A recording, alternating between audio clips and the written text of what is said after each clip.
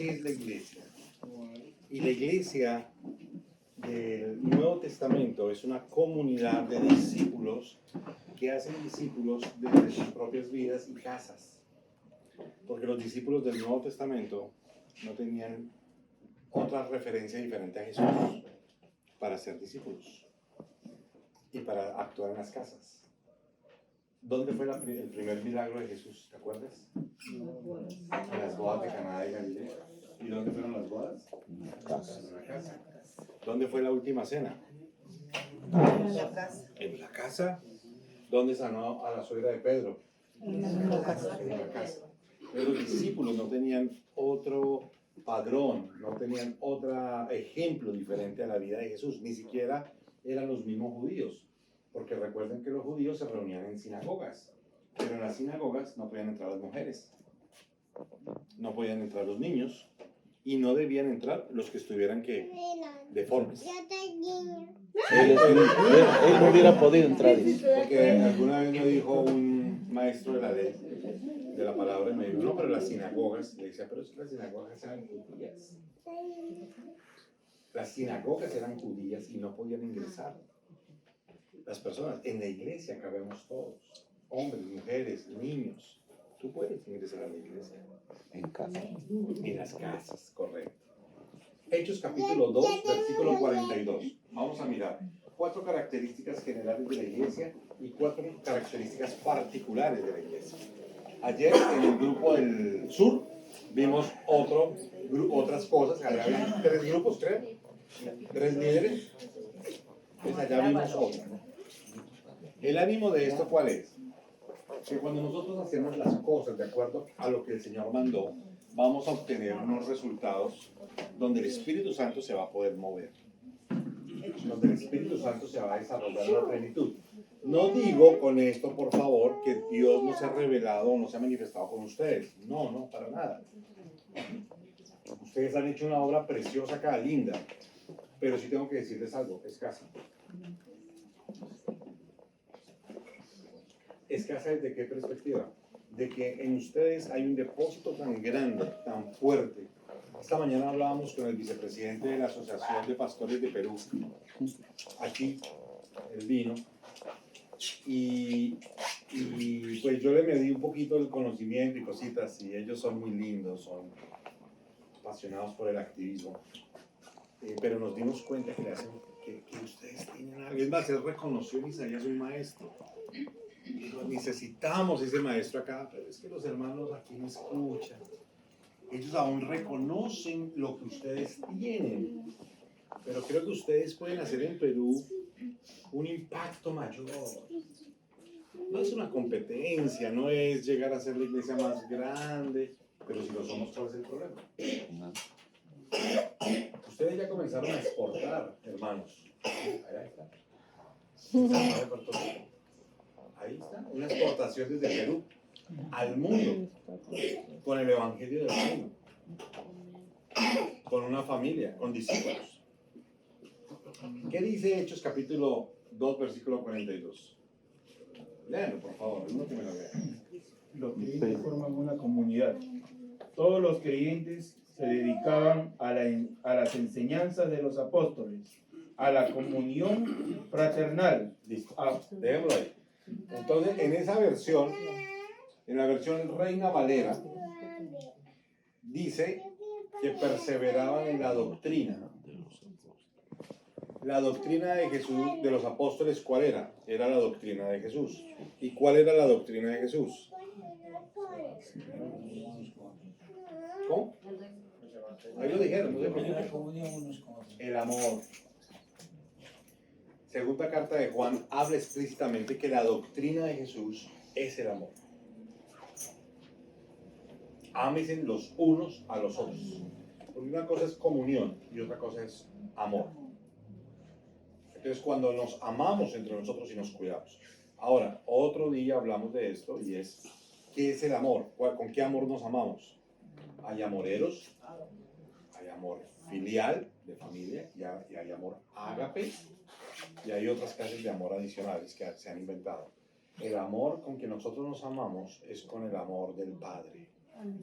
Juan capítulo 17. Juan capítulo 15, 16 y 17 habla de eso.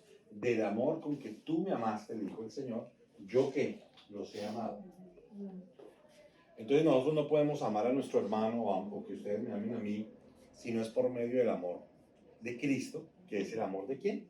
Del Padre. Entonces, primera característica, perseveraban en la doctrina de los apóstoles. Yo no estoy enseñando nada nuevo, ustedes han sido hasta maestros de nosotros en eso. Ustedes nos amaron cuando fueron nuestros hermanos a Colombia. Cada vez que Ricardo ha ido los últimos 5 viajes, nos ha amado a la iglesia de Colombia. Ese amor ustedes lo tienen, lo veo entre ustedes, lo vi este fin de semana ya. Hay que mejorar algunos aspectos por ahí, porque nunca estamos en una alta perfección, pero ustedes ya se aman. Entonces, esa es una primera característica de la iglesia. La segunda, ¿cuál es? Comunión, dice ahí. La comunión es que ustedes se tienen que forzar a tener tiempos de relacionamiento. Claro, ustedes ya lo hacen también, pero tiene que ser intencional. Cuando, la casa permite que tengan tiempos de relacionamiento.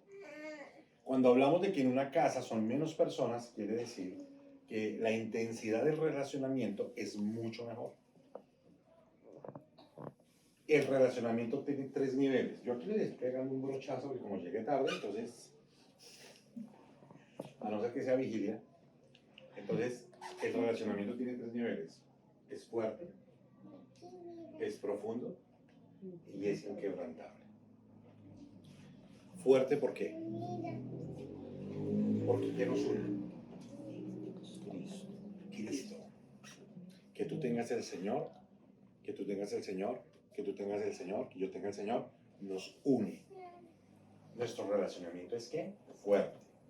Porque es Cristo, no es la Virgen de la Virgen María, no es Guadalupe. No es mi nación. Fíjense en lo increíble. No es, no, es que no, esto es una rosca de peruanos. No. Puede jugar la selección de Perú y la de Colombia. Y nosotros seguimos siendo hermanos. Así es. ¿Vamos a entender? Un abrazado. Pueden hasta nuestras naciones entrar en guerra por un pedazo de tierra, por un pedazo de mar, o lo que sea. Y nosotros seguimos siendo hermanos. ¿Me hago entender? Ya nunca se Sí. que no va a pasar nunca. Pero es así. Porque nos une ¿quién? El señorío de Cristo. ¿Cuándo yo no me uno a alguien de afuera? Cuando él no tiene el señorío de Cristo. Mi hermano, mire lo que yo voy a decir aquí, pero mi hermano puede llegar aún a fallar, a pecar. Pero desde que tenga el señorío, yo entiendo que mi hermano o yo me puedo arrepentir y puedo retomar el cauce. Nosotros no hacemos lo que hacen grupos religiosos, de que el hermano que se cae, todos pasan por encima y lo pisotean. ¿No? Porque nosotros, ¿qué? Tenemos a Cristo. Primero, primer nivel de relacionamiento de comunión. Fuerte. ¿Porque es en qué? En Cristo. Segundo, profundo. ¿Profundo qué quiere decir? En el discipulado que nosotros manejamos tenemos una nevera. Congelador. ¿Tú sabes cómo está la nevera de ella hoy? La Ay, refrigeradora. el refrigerador, qué pena. Ayúdenme en la traducción. Ok. Hermanos, ¿por qué no me ayudan? A mí no, es que allá se usa el mismo término, nevera. Yo no te Está bien. pero siempre es Refrigerador. El refrigerador. Dos del mismo sector. Yo quiero saber aquí dos que es del mismo sector. Ellas ¿Del mismo dos. sector? ¿Quién es? Ella y ella. Ah, mira, puse el ejemplo que era. Claro, sí. ¿Tú sabes cómo está la nevera de mi hermana hoy? La refrigeradora. Sí, porque a veces no lo llena. Usted sí la conoce. Sí. Está bien. Son amigazas. ¿A qué vamos con esto? Bueno, entre ustedes lo que pasa es que ustedes ya viven en el reino, entonces ustedes son abundantes. Qué lío. Pero muchas veces cuando lleguen personas nuevas, ustedes tienen que tener un nivel de relacionamiento con ellos, que él te permita o ella te permita abrirle la nevera. Oh, Carlos ya dijo, uy, no, pues eso es metérsele al rancho. Le decimos en Colombia, rancho, metérsele a su casa.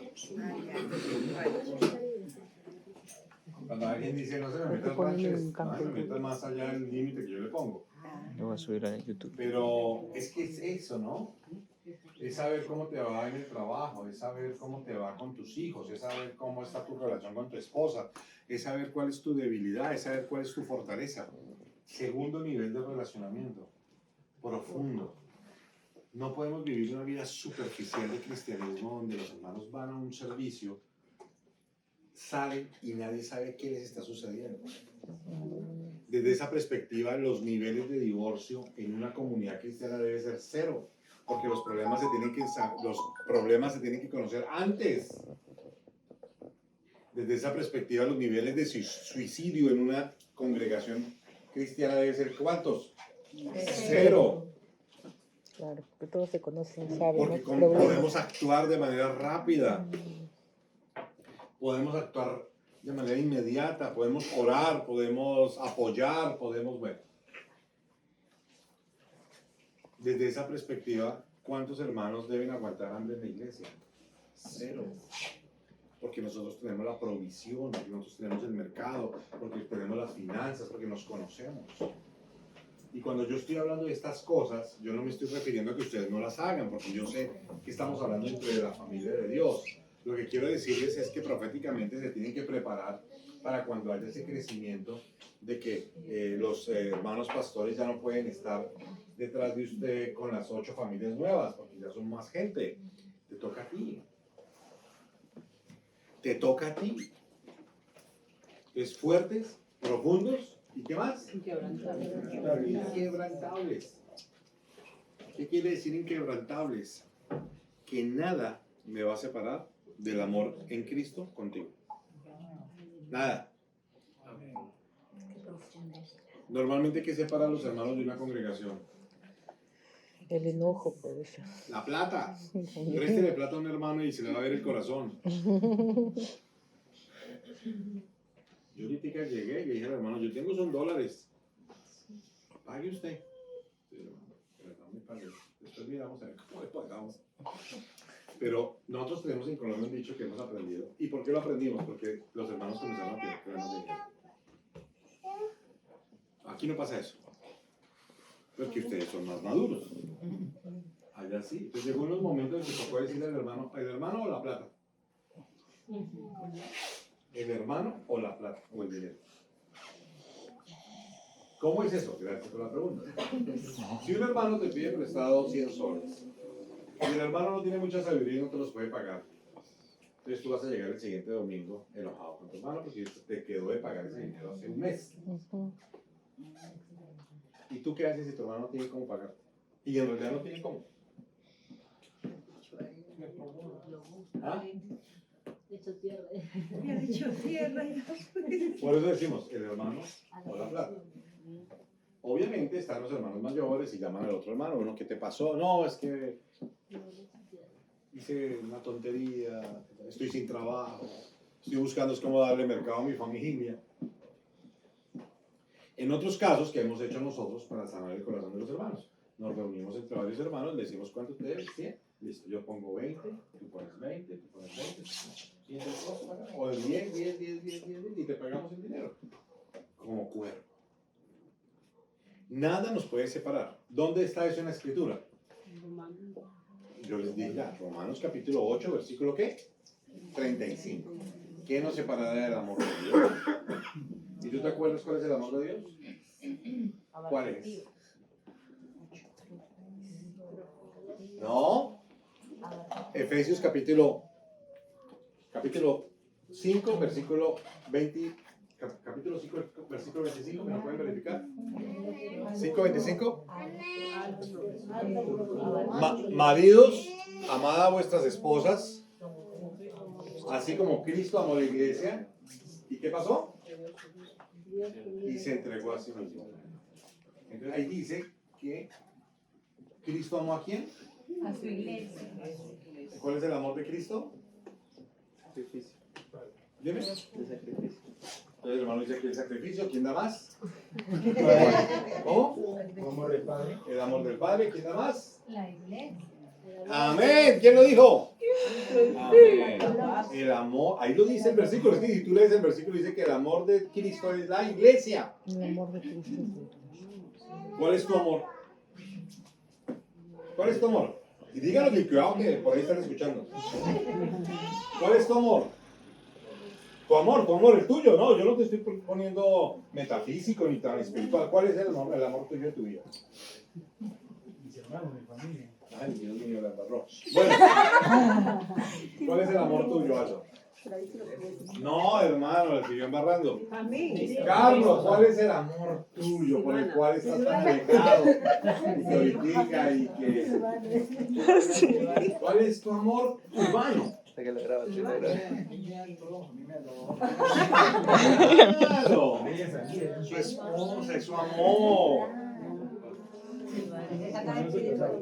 Ah, es que no eres casado. Bueno, no sé por qué te digo casado, hermano. Las solteras pongan atención al hombre.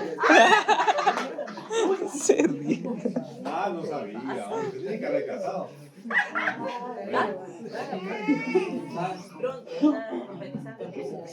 Claro. Si tiene cara de casado, ¿es serio? ¿Es proveedor? ¿Es discípulo? ¿Cuida la flor que Dios le dé? ¿Qué más quiere una hermana del Señor? ¿Ya? El ejercicio no se preocupe, lo mandamos al gimnasio. ¿Cierto? Eso se arregla. Yo le digo a las hermanas, no pongan el top aquí arriba. Donde quieren es a Jesucristo. ¿Se han dado cuenta? Quieren es a Jesucristo hecho hombre. Sí, ahí ya no, hermana, espérame. Yo le digo, mira, no lo mire, ay, es que tal hermanito, no, así es feito. Le digo, yo le digo así, hermana, si es feo, después lo mandamos y le hacemos una ortodoncia, se hacen cirugías, se arregla por algún lado. Y a veces le dicen, pero es que es medio brutico. No ha estudiado. Le digo, ¿eso se soluciona? Lo mandamos a estudiar, lo mantenemos a capacitarse, lo mandamos a la universidad entre los hermanos mayores, y vamos a ver, ¿cierto? ¿Se soluciona o no se soluciona la inteligencia? ¿Cierto, Carlos? Se soluciona. Sí, si no tiene conocimiento se lo podemos meter, le podemos decir vaya a la universidad, vaya al instituto, capacítese. Como sea, lo quieren casar. Hay veces dicen a uno, ay, pero es que es muy pobre. ¿Usted creería, Carlos? La plata se consigue. Sí, la plata viene sola. Sí, míralo.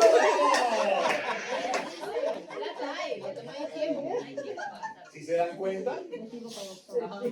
Entonces, no hay excusa. No hay excusa porque a veces colocamos el padrón muy alto y todo se arregla. Pero hay una cosa que no se puede arreglar. Si es un chico que su corazón no está con el Señor. Ahí sí nosotros como pastores no podemos hacer nada. No damos. Le conseguimos plata, se lo ponemos más bonito, lo mandamos a estudiar, pero el corazón no se lo podemos cambiar. Si tiene un corazón para el Señor, es un buen candidato. O candidata. Gracias. Eso me parece muy bien. O candidato. Claro, aprendemos eso nosotros cuando ya estamos casados. Que los hombres también buscan que sea muy bonita, que no sé qué, que tenga todas las cualidades que uno busca. Pero después cuando está uno casado es que se da cuenta que lo más importante es su corazón. Los casados podemos decir eso. Yo estoy aquí en Perú y mi corazón está tranquilo y fijo en mi esposa que está a 3.000 kilómetros de acá. Y yo creo que todos los solteros quieren una esposa donde su corazón esté tranquilo. Y no esté llamándola. ¿A dónde está? ¿Con quién está? ¿Cómo está? ¿Fue a la iglesia? ¿No fue al grupo casero? No. Que el corazón del hombre esté tranquilo, dice Proverbios. Dice que el hombre, la mujer, ahí en el Proverbios 31, que el hombre va a las puertas, está con los ancianos y su corazón está ¿qué? Tranquilo. Tranquilo. No está por allá buscándole la trampa a ver ¿A quién pesca que se está metiendo a la casa? Entonces, las discípulas son de gran valor. Los discípulos son de gran valor. Entonces, cuando hablamos de fuertes, profundos, inquebrantables, nada, el amor de Dios es la iglesia. Y Romanos capítulo 8, ¿qué dice? Porque los que aman a Dios. A los que aman a Dios, todas las cosas operan para bien. Esto es a los que conforme a su propósito son llamados. No, venga, ustedes me enredaron aquí. No. Romanos capítulo 8, versículo 35. ¿Qué nos separará del amor de Dios?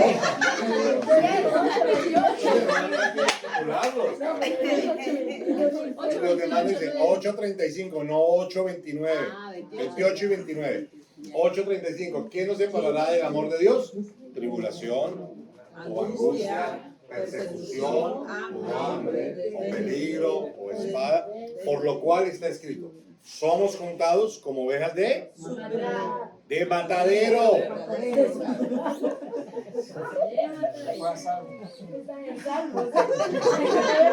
Por lo cual ni lo alto, ni lo bajo, ni lo profundo, ni ninguna otra, ni principados, ni ángeles, ni potestades, ni lo presente, ni lo porvenir, nos podrán separar del amor de Dios. ¿Por medio de quién? Cristo Jesús.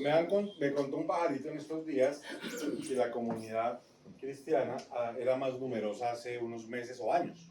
¿Es así? ¿Sí o no? No sé. Años. Bueno, Yo creo que ahora somos más. Bueno, está bien. Pero hay un asunto. Cuando los discípulos aprenden a que nada me separa del amor de Cristo, ¿por qué los hermanos se tienen que ir de la congregación? ¿A dónde se van a ir? Nada me va a separar del amor de mi hermano o de mi hermana. En caso de que tengamos una diferencia, no es suficiente para separar el amor de Dios de la iglesia. O sea, si ahorita son un poquito más, pero si le añadimos los que eran hace 4, 5 o 6 años que se fueron, serían muchísimos más. ¡Qué bueno! Nada nos separará del amor de Dios. Es entendible que si algún hermano tiene que salir, yo entiendo que por el horario, tranquilo. ¿No? Sí, no hay problema. Damos libertad. En iglesia en casa usted tiene que hacer las cosas flexibles, pero también ser flexible con los hermanos. Y que si alguno tiene un compromiso o algo, o se cumplió el horario, no hay problema. O no pasa más el metro, como nos pasó anoche. ¿Sí? Se fue el metro y... Ok, entonces, nuestros lazos tienen que ser fuertes, profundos, inquebrantables. Tu condición tiene que ser que nunca te separas del amor de la iglesia. Nunca. Así sea que haya los problemas que hay. Fuertes, profundos, inquebrantables. Comunión. Tercera característica. Dice que oraban. Y más abajito dice que alababan a Dios. La iglesia ora y alaba. Creo que ustedes ya oraron y alabaron, ¿sí? Entonces, la iglesia ora y alaba a Dios. Y por último, el versículo 47. Y añadía el Señor ¿a quiénes? ¿Sabían de qué? De ser salvos.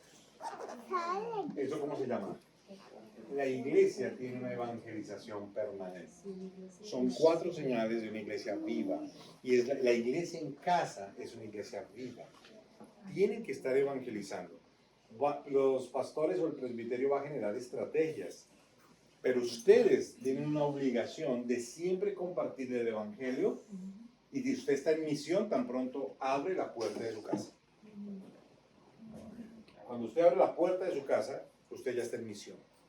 Y su misión puede ser su vecino de la derecha, su vecino de la izquierda, su vecino del frente. Esa es la misión. Permanentemente tenemos que estar hablando en el trabajo, en el estudio. Ahorita que estábamos compartiendo con unos amigos de John, el compañero mío que venía de Colombia, del colegio, que se conocen desde esa época y viven, están radicados aquí en Perú. Le compartimos el evangelio. Ahí traen el chiste, la chanza, todo. Se les comparte el evangelio. Buscamos un punto en común. ¿Cuál es el punto en común? Que tiene dos niñas pequeñas. Las niñas fueron a ver esa película Buzz Lightyear. Yo no la he visto. ¿Alguno la vio acá ya?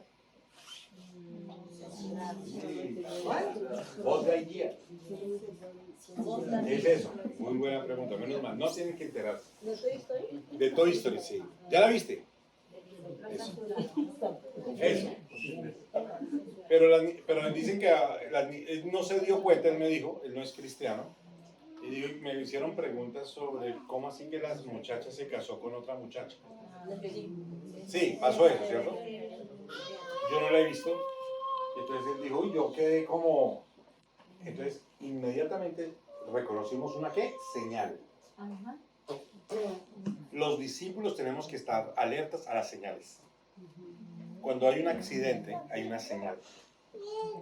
¿Usted qué sabe? Si ese que se accidentó y se murió, Dios lo va a utilizar para resucitar. ¿Usted qué sabe? Si cuando usted se acerca a Él, es la última oportunidad de que alguien le hable del Evangelio. Cuando usted vea señales de esas, la iglesia debe actuar.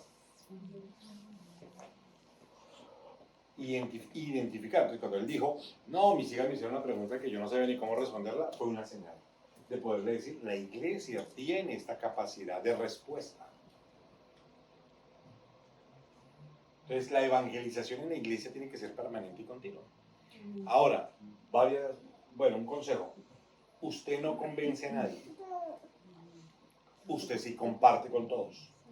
El Espíritu Santo es el que redarguye de pecado, de justicia y de juicio. No usted.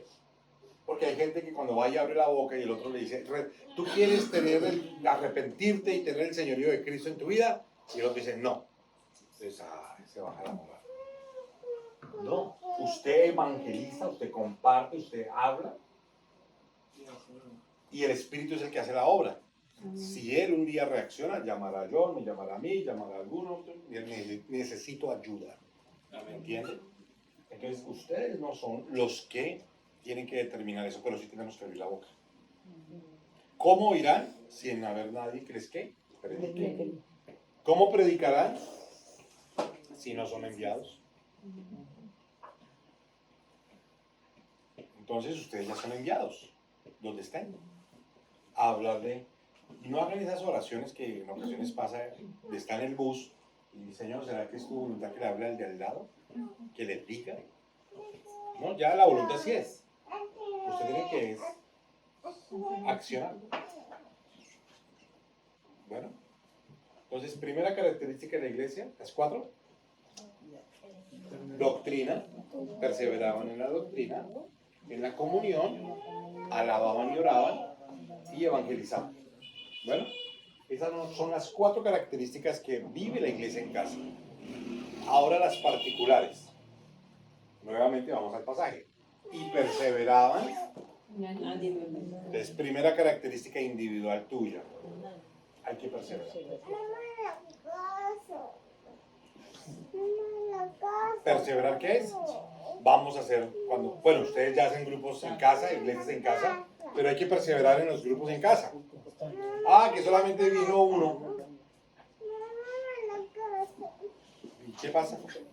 La palabra de Dios dice en Mateo 18:20, ¿qué dice? Dicen 2 o 3. 2 o 3 reunidos en su nombre, en medio de ellos estoy. Correcto, donde hayan 2 o 3. Lo que pasa es que ese número tiene una explicación. Bueno, yo le encontré una explicación, puede ser que no la compartan, pero la primera iglesia entre los hombres, ¿dónde estuvo? En el Edén. Adán, Eva, ¿y quién era el número 3? Donde hayan 2 o 3, yo estoy ahí. Y si usted quiere ir a la eternidad, ¿quiénes estaban? El Padre, el Hijo y el Espíritu. Hay un misterio ahí, pero es la iglesia, es la presencia de Él. ¿Qué hace grande la iglesia del Señor? El amor. Se dice el amor, ¿quién da más? La presencia del Señor. Es Él el que hace grande la iglesia. Para un televangelista o un evangelista de multitudes va a ver este grupo de 30 y va a decir, ah, esto es un grupo chiquito. Esto es más grande mi grupo de ujieres. Pero la respuesta, ¿cuál es? Es que esté Él. ¿Y Él dónde está? ¿Dónde estén quiénes? Congregados en su nombre. Sus discípulos. Si hay 1000 y Él no está, ¿eso cómo se llama? Una reunión, un concierto. Ah, porque ellos sí cantan y cobran bien. Pero se llama un concierto. Tienen que estar los discípulos reunidos para hacer iglesia. Donde hayan 2 o 3 en su nombre reunidos. Entonces, primer consejo que yo les doy para hacer la iglesia es de perseveren. Si ustedes no perseveran, mira, el trabajo no es de ellos, del presbiterio. El presbiterio está para administrar, para facilitar. El trabajo es de ustedes. Cada uno en su casa, cada uno en su trabajo, cada uno haciendo. Tienen que perseverar. Si ustedes quieren una transformación completa en el Perú, en todas las esferas sociales, ustedes tienen que hacer su trabajo individual. Perseverar. Perseverado. Después, ¿qué sigue? ¿Me pueden leer en la versión Reina Valera?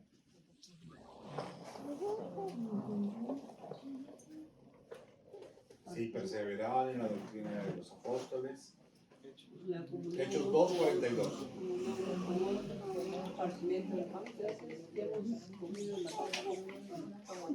¿Alguno que lo lea, por favor? ¿Sí?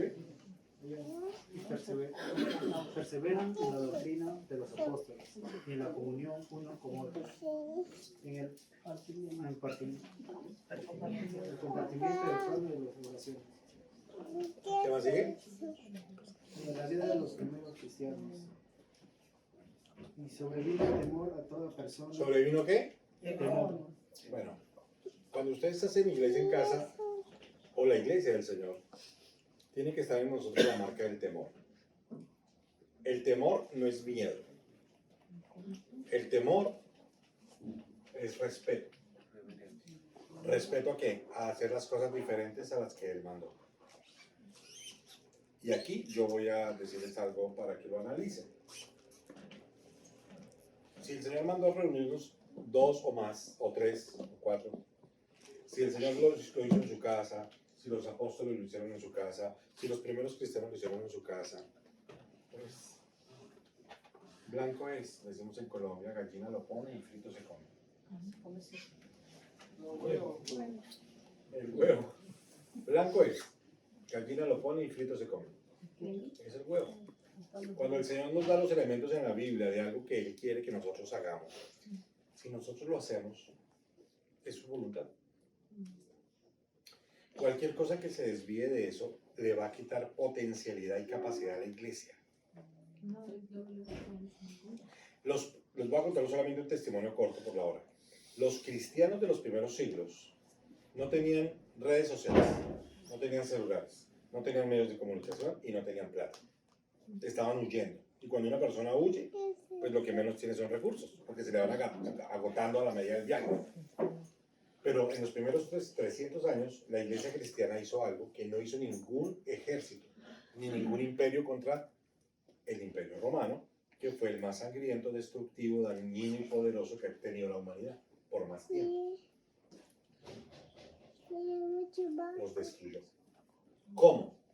Sin un arma. Llegaron a ser tantos, expandiéndose, haciendo discípulos, uno a uno, que se convierte el primer emperador romano, Constantino, a través de su mamá. Su mamá ya era discípula.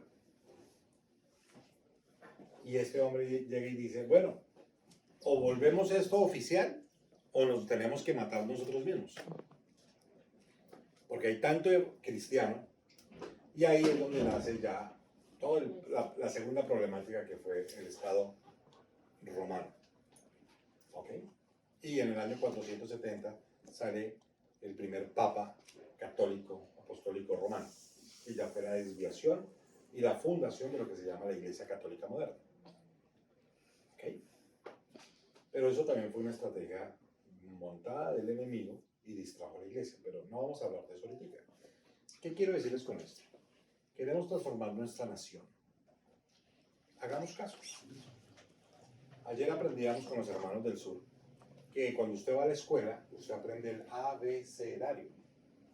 Cuando usted entra al reino, aprende el O, B, D, C. Obedece. Tú obedeces y te va a ir súper. Así de simple. Entonces, la primera, perseverar. Para el individuo, o sea, para ti. Persevera. Que no me gustó como que dieron hoy galletas y que en el otro lugar hace 8 días dieron sándwich. Entonces, yo ya no vuelvo porque es que ya dan galletas y que a uno sale unos con más hambre de la que llega. No importa. ¿Sí? No importa. Mi Dios pues suplirá todo lo que os falta. Y Dios va a multiplicar la provisión de cada casa. Obviamente yo sé que un grupo así asusta. Pero también los hermanos tienen que ser conscientes. Si vamos muchos o llevamos invitados, ¿qué hacemos? Llevamos. Cojamos un pan, cojamos un poquito de leche, llevemos café. Bueno, tantas cosas que ustedes tienen para preparar. Entonces, hermanos, tengan mucho cuidado con eso. Primera, ¿cuál fue? Perseverar. La segunda, temor. ¿Temor de qué? De cambiar las cosas que el Señor mandó. Tengan cuidado con cambiar las cosas. Ese es el temor que tiene que haber en nosotros. El principio de la sabiduría, ¿cuál es? Es el temor de Dios. El temor a Dios. El temor a Dios. Sigue. Tercera. Sigue, por favor. Léeme. 43. Sí. Y sobrevino temor a toda persona, y muchas maravillas y señales eran hechas por los apóstoles. Sigue. Todos los que habían creído estaban juntos y tenían en común todas las cosas. Y vendían sus propiedades y sus bienes, y lo repartían a todos según la necesidad de cada uno. Amén. Entonces, repartían las propiedades, bienes, se daban unos con otros en comunión. ¿Eso cómo lo llamamos? Despojo. El discípulo tiene que ser despojado. Si usted no quiere que vayan a su casa, porque se le van a tomar el café del otro día, pues usted no está siendo despojado. Si usted está pensando en que le va a hacer falta mañana, a nosotros nos pasó algo muy particular en Brasil, en una de las visitas que hicimos con hermanos. Le pasó a 2 hermanos que me acompañaron en un viaje. Rápidamente. Llegamos y bueno, igual que acá, llegamos los hermanos de otro país, vamos a escucharlo, chévere, y llegó también un montón de jóvenes. Llegaron así como 30 jóvenes. Y llegaron y el hermano tenía una cesta de frutas. Y comenzaron con esa frase que ustedes tienen acá, tío, ¿puedo? Tío. Los primeros 4 dijeron tío, los demás se subieron al bus. Cuando nos dimos cuenta ya habían terminado las frutas. Entonces, observamos. Por cuestiones del destino, al otro día resultamos en la misma casa de los hermanos. Y cuando llegamos tenían otra vez el frutero lleno de frutas. Y cuando nos dimos cuenta comenzaron a llegar todos los jóvenes otra vez. Y uno de los hermanos de Colombia le pregunta a Sergio, Sergio, los hermanos se van a comer otra vez todas las frutas. Y él contesta con una sonrisa y da una gran enseñanza. Si nosotros no desocupamos lo que tenemos, no vamos a permitirnos que Dios lo vuelva a llenar. Dios lo desocupó y lo llenó ayer, y lo desocupará y lo llenará para mañana. Y les estoy hablando que Sergio no era un hombre pudiente, no era un hombre que tenía dinero. Cuando lleguen los hermanos a su casa, tenga fe de que va a suceder algo extraordinario. Tenga fe, crea. Que nadie hace algo en la obra y Dios es deudor de él. Tenga tranquilidad. también sea honesto. En dado caso que no tenga, pues diga, hermanos, traigan algo porque en mi casa no hay. Y eso es bueno porque los hermanos van a conocer tu nevera. Entonces, wow, el hermano no tiene. Entonces, llaman al pastor, llaman a los líderes. El hermano, bueno, vamos a hacer un mercado. Más bien llevemos un mercado en la reunión. Tenemos que ser tranquilos en eso. No tiene que haber orgullo en nosotros si llega a haber falta de alguna cosa. ¿Ok? Entonces, la primera es ¿qué? Perseveración, temor. Tercera es despojo. ¿Ok? Sigamos leyendo. La última.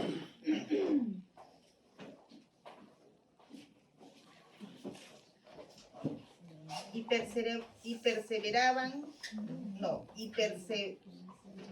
perseverando unánimes cada día en el templo, y partiendo el pan en las casas, comían juntos con alegría y sencillez de corazón, alabando a Dios y teniendo favor con todo el pueblo. Y el Señor añadía cada día a la iglesia los que habían de ser salvos. Amén.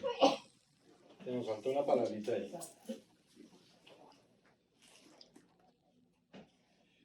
Y sobrevino temor a toda persona, y muchas maravillas y señales eran hechas por los apóstoles y todos los que habían creído. Esa fue la palabra que se me saltó. Lo último que les quiero dejar, creer. Y los que habían creído estaban juntos. Hermanos, usted se tiene que creer este cuento. De que donde hay 2 o 3 en el nombre del Señor, en su casa, Él está ahí. Usted tiene que creer que Dios, a través de su casa, puede transformar una nación. Usted tiene que creer que si usted obedece, Dios es el que va a actuar. Usted tiene que creer que si usted se despoja, Dios es el que va a actuar. Creer. Usted no tiene que tener duda de eso, porque este no es un sistema religioso. Esta es la vida de Cristo en nosotros, la del mundo. No hay otra esperanza. Nosotros somos la última línea que tiene este mundo de esperanza. No hay más. Hay candidatos presidenciales, candidatos políticos que están haciendo la lucha por algunas cosas.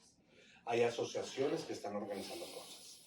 Hay iglesias que hacen obras bonitas. Hay fundaciones en el mundo que intenta derramar una gota. Pero en realidad nosotros somos la última línea que hay de protección para que el mal se tome todo el mundo. La iglesia, vosotros sois la sal de la tierra, vosotros sois la luz del mundo. Si la sal no sirve para lo que es, ¿qué resta? Desecharla. Echarla afuera para que sea pisoteadas ¿por quién? Por los hombres. Y ustedes no se han dado cuenta. Ayer me contaba el taxista de allá para acá de que hubo un señor que quería comprar una parte del estadio de la Alianza Lima, algo así. Ustedes deben saber el rollo mejor que yo. Y por allá hubo un escándalo y ese señor le sacaron los trapos sucios. Bueno, que tenga los trapos sucios no era raro. Lo raro es que no dicen que es el tipo aparte, dicen que son todos los cristianos. Dicen que, usted es pastor. No, todos los pastores andan haciendo lo que ese hombre hacía. ¿Me hago entender? Si se dan cuenta cuando la sal no sirve para lo que es hecha, los hombres pisotean. Colombia no es la excepción. El trabajo pastoral está desacreditado. Lo asocian a un pastor con ladrón. Punto. Entonces, eso ha sucedido porque desafortunadamente han habido hombres que toman la fe, la trabajan mal y no ejecutan para lo que es. ¿Y qué sucede? Es pisoteada por los hombres. Entonces, amados, no olviden las 4 señales de la Iglesia Viva y no olviden las 4 señales que ustedes tienen que tener a nivel individual. Si ustedes no creen en esto, les es contado por pecado, porque ustedes tienen la luz. Ustedes no saben el depósito tan inmenso que tienen de haber recibido el reino. Lo que el pastor Isaías, el pastor Carlos, les han enseñado a ustedes. el pastor Ricardo, es un tesoro que lo han formado. ¿Ustedes qué tienen que hacer? Multiplicarlo.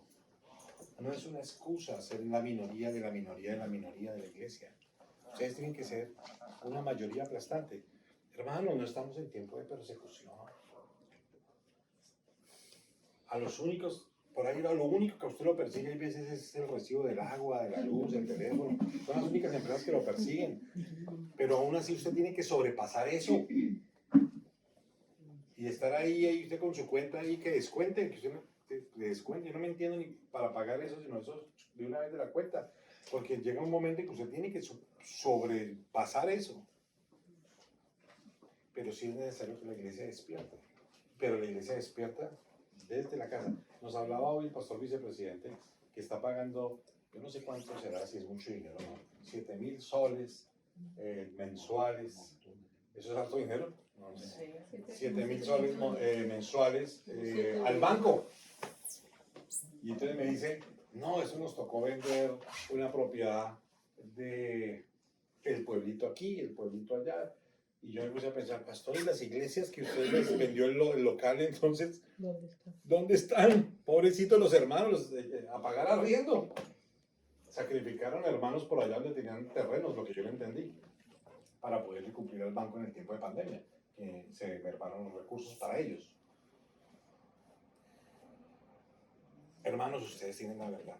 Ellos no ven lo que ustedes ven. Y ustedes se tienen que unir, apoyar a estos siervos de Dios y decir, vamos a hacerlo. Y saben una cosa, no tienen que estar ellos al frente, para eso están los hermanos que están cuidando, pero no solamente son ellos, son los demás, porque ninguno de ellos tiene que enseñar todo el tiempo. Ya después me imagino que los hermanos del sur les enseñarán lo que vimos ayer, que fue totalmente diferente y es complementario, que es cómo funcionamos.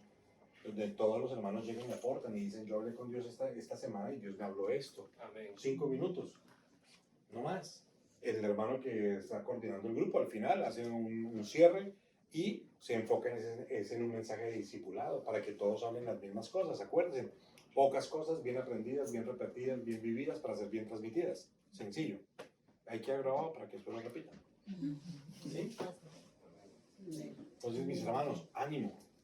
Ustedes son la última línea de defensa en un tiempo inmoral, en un tiempo de decadencia, en un tiempo donde se están levantando pensamientos satánicos de destrucción hacia la familia y hacia la iglesia. Amén. Amén. ¿Preguntas? Con libertad. ¿Ya me puedo ir? Sí, puede irse, hermano. Pero si hay otra clase de preguntas, con tranquilidad. De la que sea. Hermano Carlos. ¿Cuántos grupos sacarías de una cantidad de gente así? Bueno, aquí hay casi, 30 por... 32. Wow, hay 32. Fácilmente podríamos sacar 3 grupos, uno de 12. ¿Por qué? Porque entendemos que muchas veces no todos van, entonces son entre 8 y 12, cuando van los 12, y eso les da un campo para que ustedes se vayan animando y vayan preparando personas nuevas afuera, que en un lapso de 1 o 2 meses van a ingresar a la iglesia. Entonces ahí van a ser 16, 17.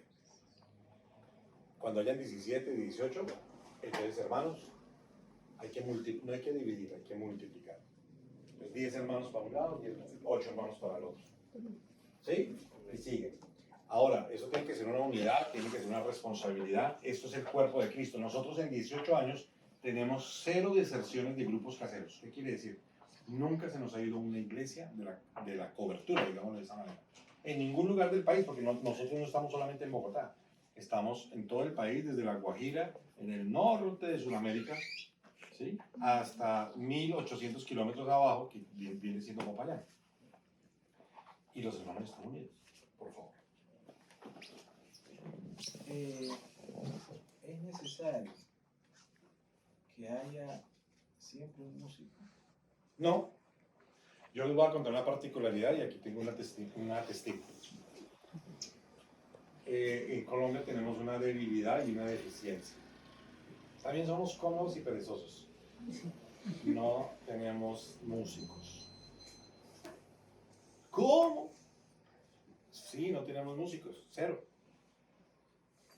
Hay personas, hermanos, que manejan el piano, ¿sí? Hay como 2 o 3. Pero no se les ve el amor para tocar. ¿Sí me hago entender? Pues no, decirle a alguien que toque obligado, sí. No, nosotros ¿qué hacemos? Nosotros, mire, San YouTube. Claro, ahí está. Y cantas. A mí me preguntan, ¿y quién tocó en su iglesia este domingo? Le digo, no, Marcos Witt. Uy, lo trajeron, no, a Jesús Adrián, sí, todos los modernos cantan, eso se rotan entre ellos. No, señor, una gracia. A ver, hay que aclarar algo. No tenemos músicos, pero somos adoradores. Ah, ¿no? Somos adoradores, los hermanos se deleitan. Y cuando van hermanos, por ejemplo, y tocan la guitarra, por ejemplo, los de Brasil, ahora que estuvo Estrellita dándonos un gran apoyo a Colombia, a ver si algún hermano aprendía. Ese fruto lo veremos en unos meses. Amén. Amén, eso dije. Nos gozamos, ¿sí? Y la pasamos muy chévere. Pero se van los hermanos, y eso es como cuando usted está en el Polo Sur y se va al sol por 6 meses. ¿Sí?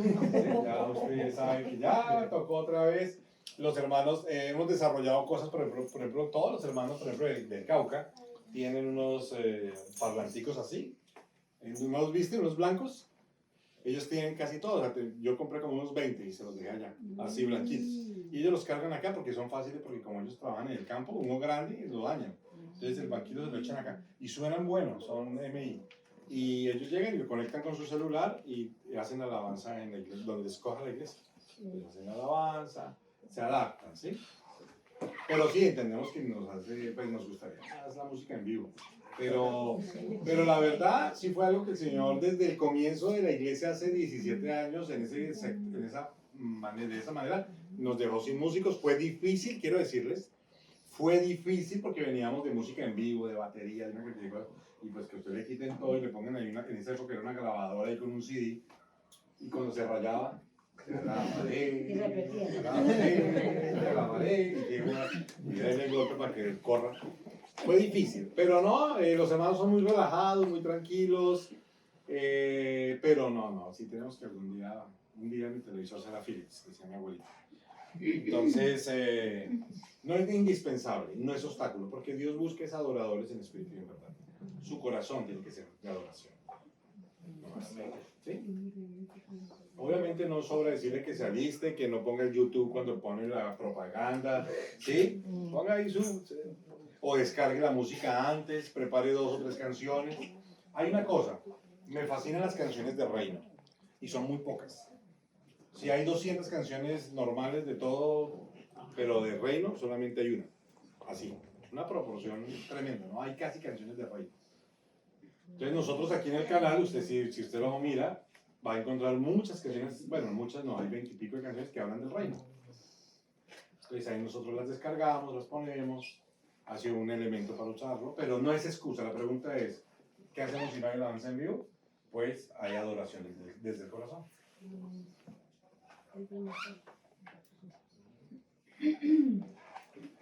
Yo tengo una pregunta. ¿También? Sí, no hay problema. No, es que o sea, siempre tuve ¿cómo se llama? O sea, ¿a qué se refiere cuando dice perseverando unánime cada día en el templo? Perfecto. Ajá. Ok.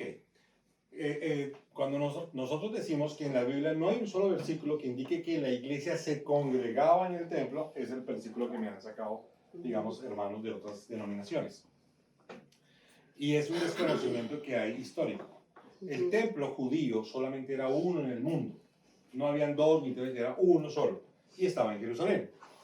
Segundo, es templo judío, no cristiano. Hay que aclarar eso. Tercero, en el templo judío solamente no podían entrar los judíos. ¿Sabías eso?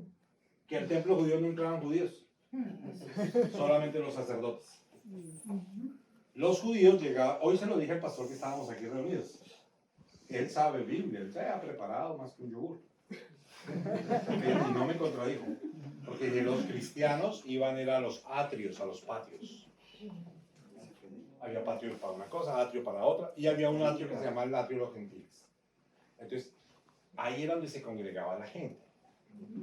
Era como una parte social, para alabar a Dios, para hablar, ¿sí? Socializar el pueblo.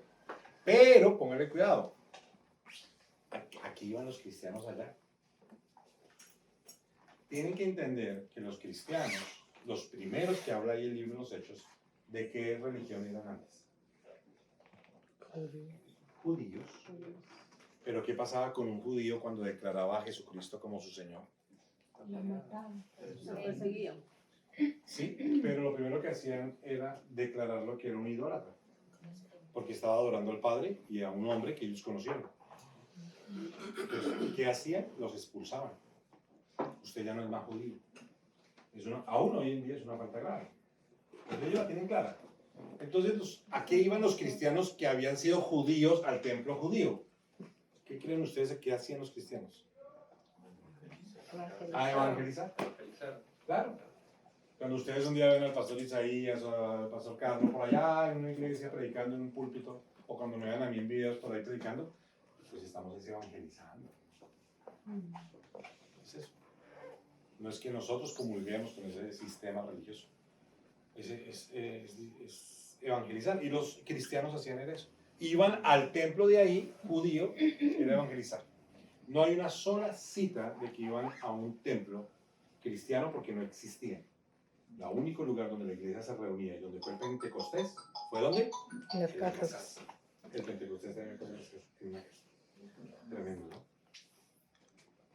Tremendo.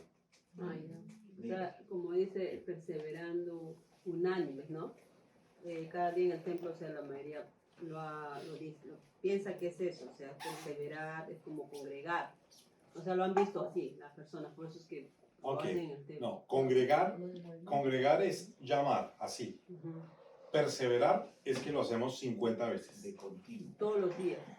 Podemos hacerlo, la iglesia Pues acá dice neotestamentaria cada día. Constante. lo hacían todos los días. Imagínense en el grado de revelación que tenían, Ujú. que para ellos no era gravoso estar todos los días Unánime. unánimes. Es- Todos los días. Yo sí conocí un caso en Brasil que hacía eso, ¿está bien?